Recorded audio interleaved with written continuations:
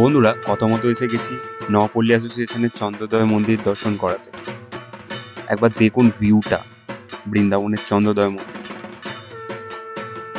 এইবারে উপস্থাপনা বৃন্দাবনের চন্দ্রোদয় মন্দির, আর রাত্রির 9টা বাজে, আর ভিড়টা দেখুন একবার, এত ভিড় হয়েছে।